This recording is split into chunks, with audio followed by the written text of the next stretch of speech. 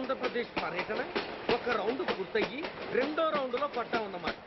ఏంట్రా నీలో నువ్వే కొనుక్కుంటున్నావు? అబ్బే ఏం లేదు గురు, నువ్వు సర్వీస్ లో చేరిన తర్వాత నీ అండర్లో నేను హైదరాబాద్ నుండి బందర్లో పడి తిరిగిన జిల్లా తిరగకుండా తిరిగి తిరిగి తిరిగి తిరిగి హైదరాబాద్ చేరుకుంటున్నాం కదా, దాని గురించి. నవ్వు నవ్వుతావు ఎందుకు నవ్వు? చిన్నప్పుడు ఎవడో ఒక సన్నాసి నా చెయ్యి చూసి లోక సంచారం అవుతావు అన్నాడు. దాంతో నేను ఏ విమానం పైలట్లో షిప్ కెప్టెన్ అవుతాననుకున్నాను, కానీ ఇలా నీతో పాటు తిరుగుతూ రాష్ట్రమంతా సర్వే చేస్తాననుకోలేదు. ఏడ్చావులే. నిజంగానే ఏడ్చినట్టుంది. డ్రెస్ కిందకు 30 ఏళ్ళు వచ్చినా ఇంకా పెళ్లి కాలేదంటే తెలిసిన వాళ్ళందరూ నన్ను ఆట్ అయిపోయి అనుకుంటారు తెలుసా. అయితే ఓ మంచి అమ్మాయిని చూసి చేసుకోవచ్చుగా? చేసుకోవచ్చు, ఎందుకు చేసుకోకూడదు? కానీ అవకాశం ఏది? ఫస్ట్ బందర్ బస్ స్టాప్ లో అమ్మాయిని చూసి ముచ్చటపడి పేరు అడుగుదాం అనుకున్నా. అడిగే లోపల ఆదిలాబాద్ ట్రాన్స్ఫర్ చేశారు. అక్కడ ఇంకో సుందరి కనిపించింది, పేరు అడిగా. ఆ అమ్మాయి పెద విప్పే లోపల ప్రకాశం జిల్లా పంపించారు. ఒంగోలులో ఇంకో అమ్మాయి కనిపించింది, పేరు చెప్పింది. ట్రాఫిక్ లో వినబడలా అనే లోపు విజయవాడ తన్నారు. ఇలా నిలకడ లేకుండా నీతో పాటు తిరుగుతూ ఉంటే లవ్ ఎక్కడా, మ్యారేజ్ ఎక్కడా? నా బొంద. అంత ఇబ్బందిగా ఉంటే నాతో పాటు ఎడవడం ఎందుకు? మంచి ఉద్యోగం ఇప్పిస్తాను, హాయిగా పెళ్లి చేసుకుని సెటిల్ అవ్వు అంటావు అంతేగా. జీవితాంతం ఒంటరిగా అయినా గడిపేస్తాను, కానీ మీ ఫ్రెండ్షిప్ మాత్రం దూరం చేసుకుని ఏసీపీ గారు. ఇది కొంచెం ఓవర్ అయినట్టుంది. ఓవర్ అయిందా? అయితే ఆపేస్తాను. ఈ టికెట్ ఎవరు బాబు? బాబు కాదు, పాప. ఈ టికెట్ గలదు. ఏ నా టికెట్ ఏం తక్కువ? రేటు తక్కువ. ఇది సూపర్ ఫాస్ట్ ట్రైన్. నువ్వు ఎక్కాల్సింది మామూలు ట్రైన్. సికింద్రాబాద్ లో దిగి పీటీ కట్టించుకుని మీ ఊరెళ్ళు. ఏ ఈ ట్రైన్ భువనగిరి వెళ్ళదా? వెళ్తుంది కానీ ఆగదు. ఆగదా? ఎందుకు ఆగదు? ముందు కరీంనగర్ లో ఆగింది, తర్వాత సికింద్రాబాద్ లో ఆగుతుంది. మధ్యలో ఉన్న భువనగిరిలో ఎందుకు ఆగదు? ఏంటి లాజిక్కా? మీ ఊరికి ఈ ట్రైన్ ఆగేంత బిల్డప్ లేదు, గానీ ఎక్కువ మాట్లాడకుండా సికింద్రాబాద్ లో దిగిపో. ఏంటయ్యా అమాయకురాల్లా కనిపిస్తున్నాన్ని దబాయిస్తున్నావా? టికెట్ ఇచ్చినప్పుడు రైలు ఎందుకు ఆపరు? ఈ రైలు మా ఊళ్ళో ఆగాల్సిందే, ఆపి తీరాల్సిందే. అమ్మాయి, ఆడపిల్లవని ఊరుకుంటుంటే తెగరెచ్చిపోతున్నావు. ఇంకా ఎక్స్ట్రా చేసావంటే సికింద్రాబాద్ దాకా ఎక్సెస్ ఫేర్ రాసి ఫైన్ కూడా కట్టిస్తాను, జాగ్రత్త. ఏంటమ్మా నేనేమన్నానని? ఊరుకో తల్లి, ఊరుకో, నువ్వేం కట్టగర్లేదులే. ఏంటిది? కట్ట కాదు, పుస్తే. పుస్తా? ఒక పుస్తంటే 2 జీవితాల బంధం. ఈ తాళి పట్టుతోనే నా స్నేహితురాలి పెళ్లి ముడిపడి ఉంది. నేను టైంకి భువనగిరి చేరకపోతే ఆ పెళ్లి ఆగిపోతుంది. నేను తాళి పట్టు తీసుకెళ్తున్నానంటే వాళ్ళదెంత పేద కుటుంబమో ఆలోచించండి. అది అసలు అభిమానం గల పిల్ల. అలాంటి దాన్ని పెళ్లి ఆగిపోతే ఆత్మహత్య చేసుకుంటుంది. ఆ పాప మీకు నాకు చుట్టుకుంటుంది. అందుకే చెప్తున్నాను, ఈ చైన్ లాగే ట్రైన్ అన్న ఆపండి, లేదా ఈ చైన్ లాగే నా ప్రాణాలన్నా తీసేయండి. అమ్మా ఆండాళ్ళమ్మా కాదు, రంబమ్మ. ఆ పోని రంబమ్మ. ఆ చైన్ లాగి నా ఉద్యోగం పోగొట్టుకునే దమ్ము నాకు లేదు, గాని గార్డుతో మాట్లాడి మీ ఊళ్ళో ట్రైన్ స్లోగా వెళ్ళేలా చేస్తాను. రన్నింగ్ లో దిగలవా? స్టేషన్ వచ్చేసింది, జాగ్రత్తగా దిగమ్మా. దిగ్గానే నీ సామాను కింద పడేస్తాం.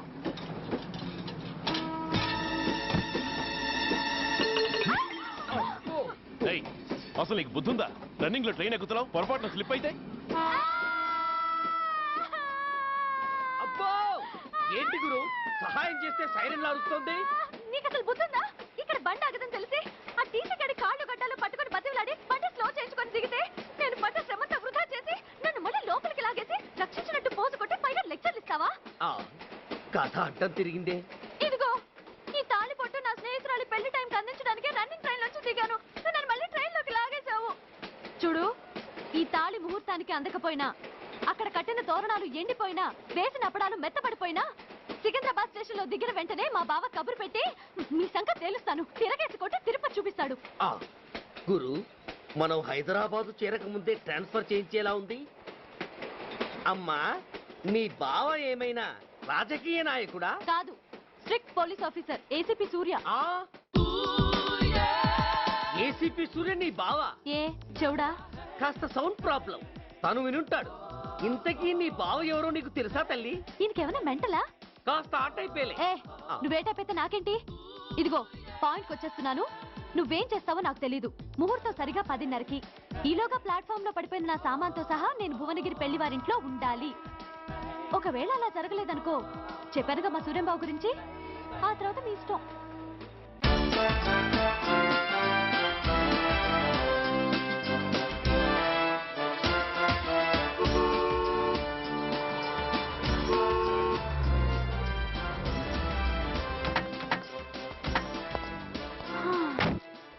జురాసిక్ పార్క్ లో చిన్న డైనోసార్ లాగా ఏంటా లుక్కు?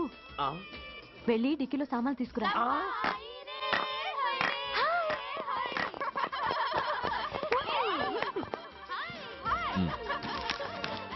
పర్వాలేదు, ఉంచుకో. టికెట్ ఏంటి ఇంత ఆలస్యంగా వచ్చావు? సారీనే.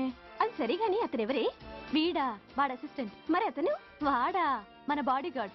అవును, పెళ్లి కూతురేది? లోపల మేకప్ అవుతుంది. నీ మీద చాలా కోపంగా ఉంది. కనీసం 2 రోజుల ముందైనా వస్తావని ఎక్స్పెక్ట్ చేసింది. దాని కోపం పోగొట్టడానికి నా దగ్గర ఓ మంత్రం ఉందిలే. ఈ ప్రెజెంటేషన్ చూడగానే అది ఐస్ అయిపోతుంది.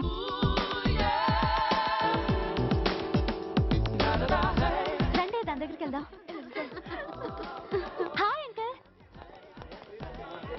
నమస్తే సార్, వెల్కమ్ సార్. మీకు వైజాగ్ కార్డు పంపించాను సార్. పర్సనల్ గా చెబుదామని ఫోన్ కూడా చేశాను. మీకు హైదరాబాద్ ట్రాన్స్ఫర్ అయిందని చెప్పారు. అక్కడ హెడ్ క్వార్టర్స్ కూడా కార్డు పంపించాను. మీకు అందుతుందో లేదో, వస్తారో రారోనని తెగ టెన్షన్ ఫీల్ అయ్యాను సార్. నాకు ఇన్ఫర్మేషన్ అందింది, అందుకే వచ్చాను. చాలా సంతోషం సార్. మీరు రండి సార్. గోమతి, దీపికా కపులావ్, కోరాయా దేక్. ఏంటి అతన్ని బాడీ గార్డ్ అన్నావు?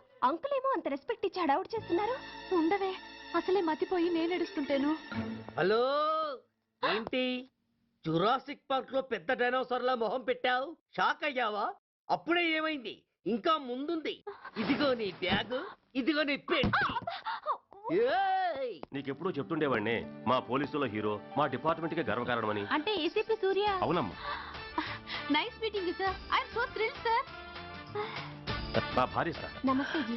నమస్తే అమ్మా. మా అల్లుడు sir. Glad to meet you sir. వాళ్ళ father sir, ACP Suryan sir. Hello sir. ఏవేరమ్మా ఇలా రావే? ఏ నిన్నే పిలుస్తుందే. నోరు మూయండి. Hello, calling. Go go.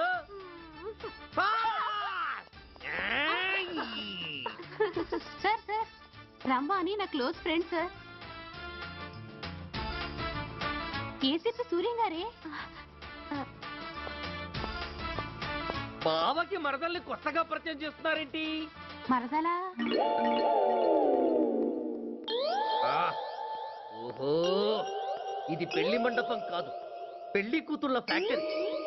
ఇండియాలో ఉండే పెళ్లి కూతుళ్ళందరూ ఇక్కడే ఉన్నారు. ఇక్కడే ఇప్పుడే ఏదో ఒక అమ్మాయిని సెటప్ చేసుకుంటారు.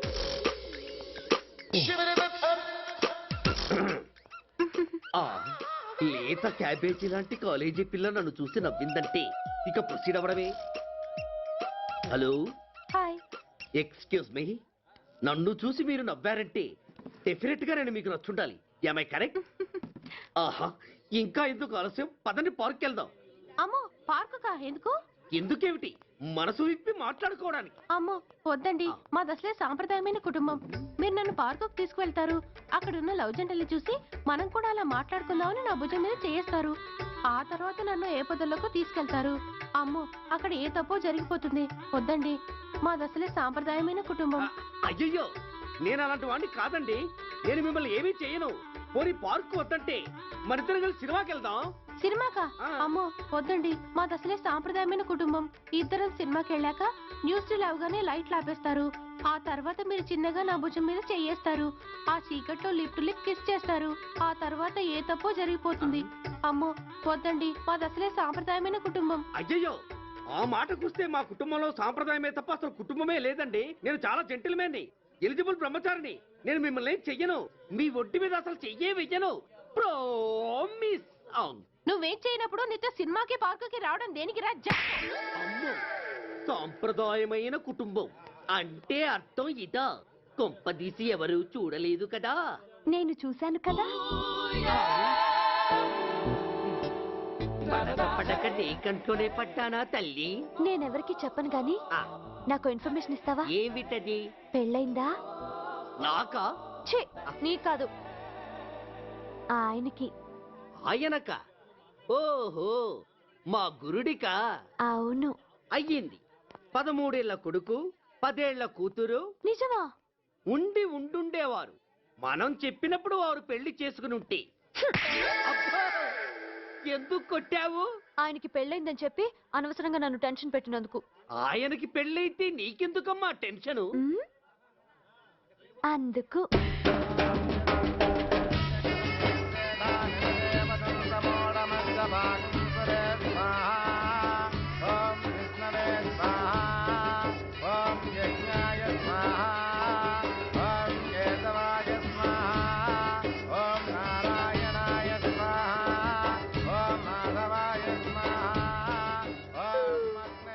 ఎందుకే అలా ఉన్నావు? కష్టాలు వచ్చేసాయి. ఎవరికే? ఇంకెవరికి? మా నాన్నకి. ఎందుకు? అప్పుడే పోకు, నీతో చాలా పనుంది. ఎవరు? నువ్వా?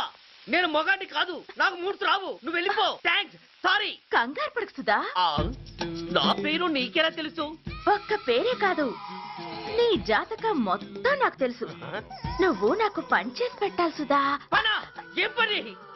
పెద్ద పనేవి కాదు, చిన్న బ్రోకర్ పని.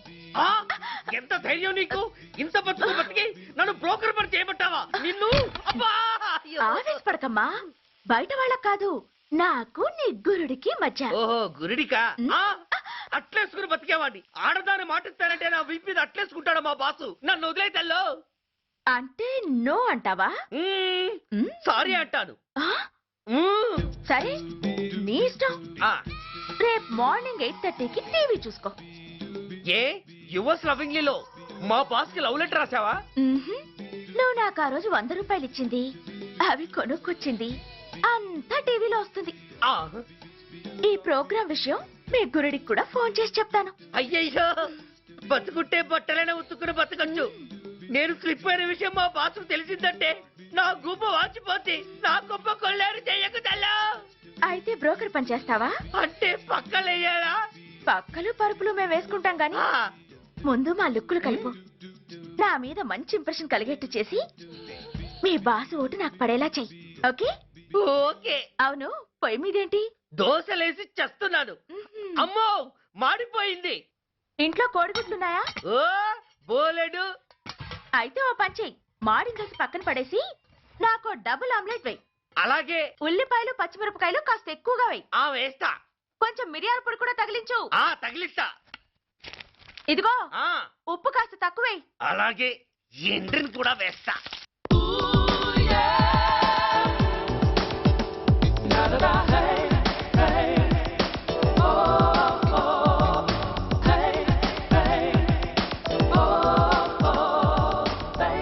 సుధా, తుఫాను వెలిసిందనుకుంటే భూకంపం వచ్చేస్తుంది. సుధా, హాల్లో ఎవతది?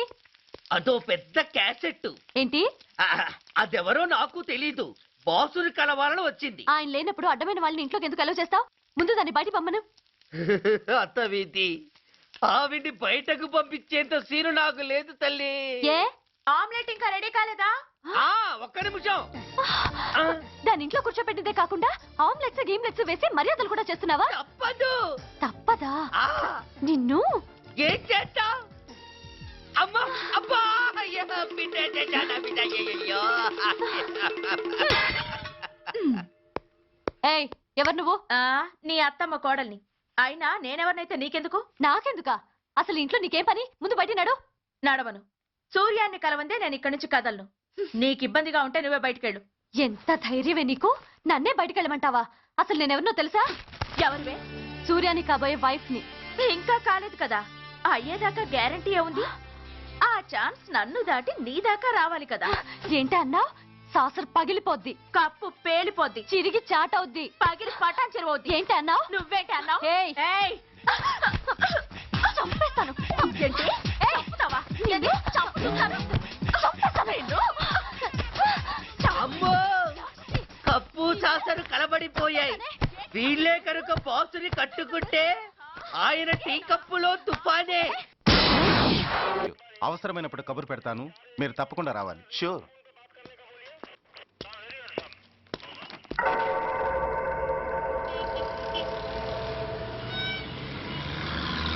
అవును సార్, రిపోర్ట్ ఇచ్చి వెళ్ళాడు. అడ్రస్ తెలుసు సార్, మిలిటరీలో పనిచేస్తాడట. లీవ్ మీద ఇంటికి వచ్చాడు. వాడి సంగతి మేము చూసుకుంటాం సార్, మీరేం వరి అవ్వకండి. అరే, ఈ మాత్రం దానికి మీరెందుకు సార్? మేమెందుకున్నాం? తెల్లారేసరికి వాడు ఎన్కౌంటర్ అయిపోతాడు. సరేనా? ఓకే సార్, ఉంటాను సార్. నమస్తే.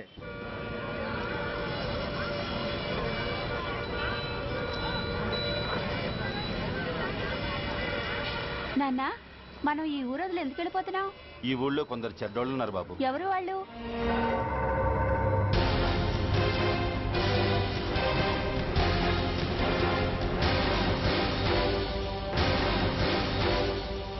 జై జవాన్.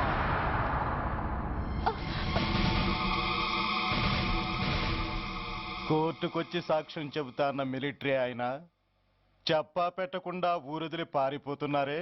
రేయ్, నేను సైనికుణ్ణిరా. వెన్ను చూపించి పారిపోవడం నాకు అలవాట్లేదు. కాకి బట్టలు తొడుక్కొని అలాంటి లుచ్చాల దగ్గర పాకి పని చేసే ఇలాంటి వాళ్ళ పని పెట్టడానికి మళ్ళీ తప్పకుండా తిరిగి వస్తానురా.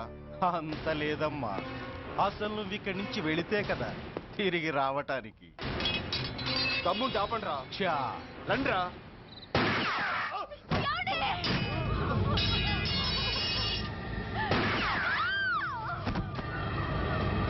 రేయ్, ఆ 2 శవాల్ని బస్సు వెనక టైర్ల కింద పడుకోబెట్టు.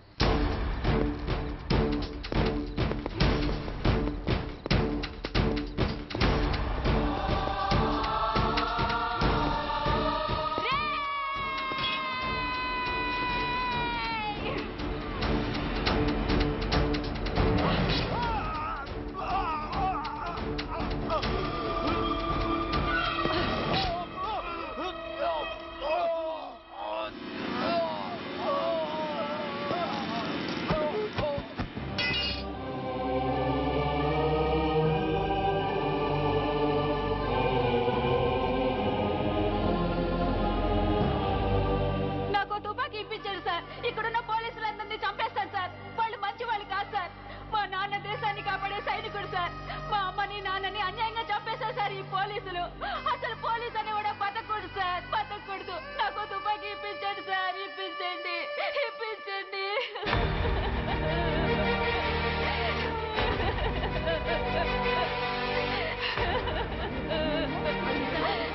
Order, order. The judgment is reserved. Court is adjourned. ఏ తలబట్టేసిందా? మీరా? ఏమా బాగున్నారా? బాగున్నానన్నయ్య. రండి కూర్చోండి. ఏరా, బోర్డర్లో ఉండాల్సిన వాడి కోర్టులో పరిశీలన అయ్యావు. ఎంతసేపు అయింది వచ్చి? ఈ కేసు హియరింగ్ స్టార్ట్ అయ్యేసరికి వచ్చావన్నయ్య. ఇంతకీ ఆ అబ్బాయికి ఏం శిక్ష పడొచ్చు? ఏముందమ్మా, మైనర్ కాబట్టి కొన్నాళ్ళ పాటు రీఫార్మ్ స్కూల్ పంపించాల్సి ఉంటుంది. ఆ శిక్ష వేసేసి చేతులు దులిపేసుకుంటారు, అంతేగా? నేరం చేసిన వాడికి శిక్ష వేయటం చేతులు దులుపుకోవడం ఎలా అవుతుందిరా? వాడు చేసింది తప్పు కాదని నీ అంతరాత్మకు తెలియదా? మన దృష్టిలో తప్పు కాకపోయినా చట్టం దృష్టిలో అది నేరం. దానికి శిక్ష వేయక తప్పదు. అసలు శిక్ష అనేది ఎందుకురా? మనిషిలో పరివర్తన తేవటానికి. మీరు వేసే శిక్ష వాడిని తప్పు తెలుసుకొనివ్వదు, తప్పుదారిలోకి మళ్ళిస్తుంది. ఏంటో నువ్వనేది? ఆ పసి మనసులో ఎంత ఆవేదన ఆవేశం ఉన్నాయో చూసావు కదా. శిక్షాకాలంలో అవి వాడితో పాటే పెరుగుతాయి తప్ప తరగవు. సమాజం మీద కక్షతో, వ్యవస్థ మీద హేట్రెడ్తో ఓ రెబల్గా సొసైటీలోకి వస్తాడు. దగ్గరకు తీసుకుని ఆదరించేవాళ్ళు లేక మరో క్రిమినల్గా తయారవుతాడు. ఇంతకీ నువ్వు అనేది ఏమిట్రా? మా కన్న కొడుకు ఎలాగూ పోయాడు, వాణ్ణి మేం పెంచుకుంటాం. Yes, we want to adopt him. I appreciate your humanity, Major Bhargav. But చట్టానికి విచారణ చేయటంలోనూ శిక్ష విధించటంలోనే కాదు, ఆ శిక్షను అమలు చేయటంలో కూడా కొన్ని పరిమితులు ఉంటాయి. శిక్షాకాలం పూర్తి కాకుండా అతన్ని మీకు హ్యాండ్ ఓవర్ చేయటం కష్టం అవుతుంది. ఇంతకీ ఆ కుర్రాడి మీద మీకు ఎందుకంత ఇంట్రెస్ట్? అతను ఓ సిన్సియర్ మిలిటరీ మ్యాన్ కొడుకు సార్. అంటే ఆ చనిపోయిన అతను? He was my subordinate sir. Oh, I see. Okay, I will do one thing. ప్రస్తుతానికి ప్రొసీజర్ ప్రకారం అతన్ని రిఫార్మ్ స్కూల్కి పంపిద్దాం. ఈలోగా గవర్నమెంట్కి, లా అండ్ ఆర్డర్ డిపార్ట్మెంట్కి స్పెషల్ పర్మిషన్ కోసం అప్లై చేసి వాళ్ళని ఒప్పిస్తాను. ఆ తర్వాత అతన్ని మీరు తీసుకెళ్ళవచ్చు. Thank you very much sir. వస్తాం సార్. మంచిది. మేజర్ గారు, ఆ కుర్రాడిని మీరు ఏం చేద్దాం అనుకుంటున్నారు? ఏ డిపార్ట్మెంట్ అయితే అధికార దుర్వినియోగం చేసి ఓ నేరస్తుని తయారు చేసిందో అదే డిపార్ట్మెంట్లో చేరుస్తాను. I will make him an honest police officer. నిన్నేరా ఏంటి అలా చూస్తున్నావు?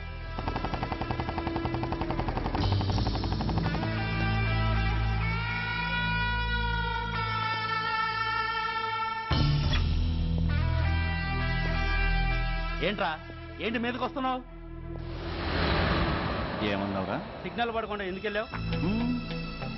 నన్ను నువ్వు ఏమన్నావు? బుద్ధి ఉందా లేదా అన్నాను.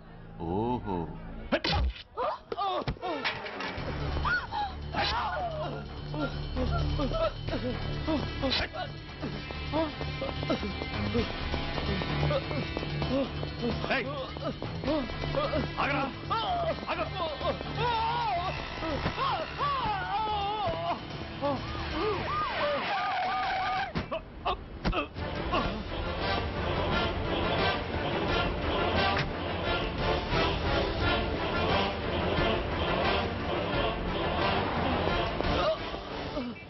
అతని హాస్పిటల్కి తీసుకెళ్ళండి. Drop the knife. కత్తి కింద పడై.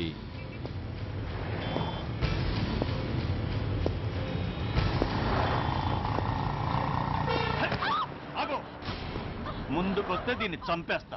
చంపే. చంపితే ఏమవుతుంది? నిన్ను చంపడం నాకు ఇంకా తేలికవుతుంది. కమాన్, చంపే. ఆలోచిస్తావే కిల్లర్.